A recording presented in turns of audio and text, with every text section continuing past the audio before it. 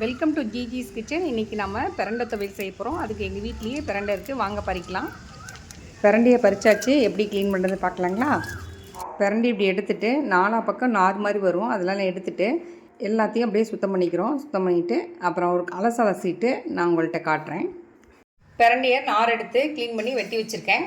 மற்ற இன்க்ரீடியன்ஸ் பார்க்கலாம் வாங்க. 1 ஸ்பூன் உளுந்தம்பருப்பு, 1 ஸ்பூன் கடலைப்பருப்பு, 3 பல் பூண்டு எடுத்து வச்சுருக்கேன்.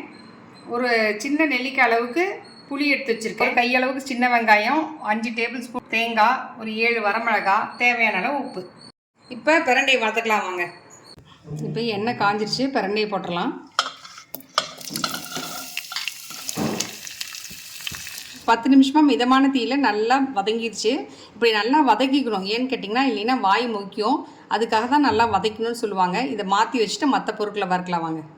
இப்போ அதே கடாயில் 1 ஸ்பூன் எண்ணெய் விட்டு இப்போ கடலைப்பருப்பையும் உளுந்து பருப்பையும் போட்டு 1 நிமிஷம் நல்லா வதக்கிக்கலாம். வதக்கின பிறகு இந்த ஸ்டேஜ் போதுமானது. இப்போ மற்ற பொருட்களை சேர்த்துலாம்.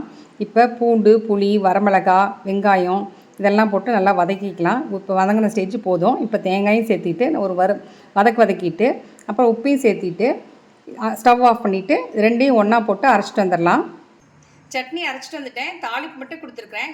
இது பிரண்டை துவையல் கால்சியம் நிறைய இருக்கிறதுனால குழந்தைகள்லேருந்து பெரியவங்க வரைக்கும் எல்லோரும் சாப்பிட்டா ரொம்ப நல்லது. நீங்களே வீட்டில் செஞ்சு பாருங்கள், எப்படி இருக்குன்னு கமெண்ட் பண்ணுங்கள், லைக் பண்ணுங்கள், ஷேர் பண்ணுங்கள், மறக்காமல் சப்ஸ்கிரைப் பண்ணுங்கள். அடுத்த வீடியோ சந்திப்போம். பாய்.